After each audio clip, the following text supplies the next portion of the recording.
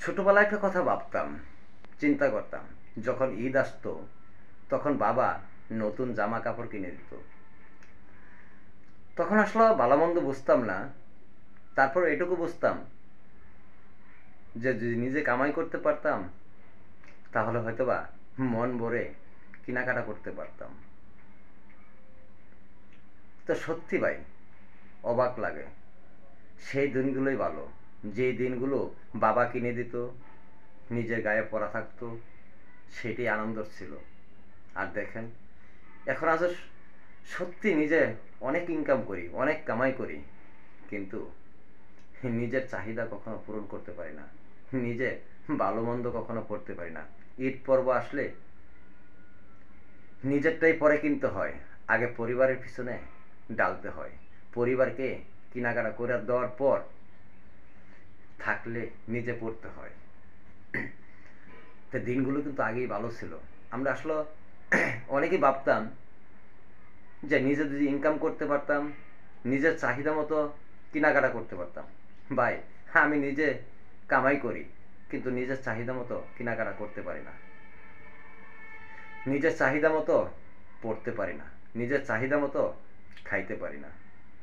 কারণ আমি যেটা পড়বো সেটা তো আমার পরিবারের পিছনে চলে যা, আমার জীবিকার পিছনে চলে যা, আমার সন্তানের দিকে চলে যা। তো এই জন্য বললাম যে আগে যেটা ভাবতাম সেটাই ভুল ভাবতাম। যেটা বাবা কিনে দিত সেটাই সঠিক ছিল। যখন ভাবতাম নিজে কামাই করে কিনবো, সেটাই ভুল। নিজে কামাই করতে জানি, কিন্তু পড়তে জানি না, নিজে আরাম করতে জানি না।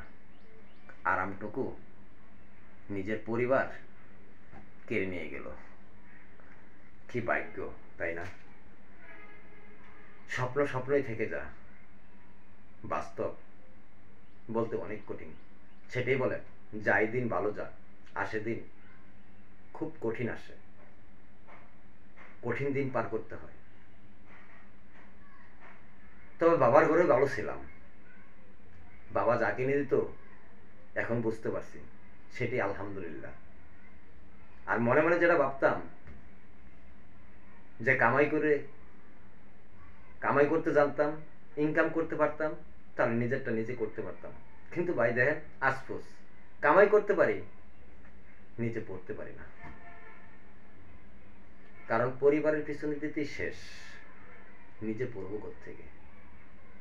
প্রতিটা পুরুষই এরকম, তার পরিবারের পিছনে সময় দিতে দিতে নিজেই কখন যে হাঁপিয়ে যা, কখন যে শেষ হয়ে যা, নিজের কথা সব ভুলেই যা, নিজের কথার মনে থাকে না।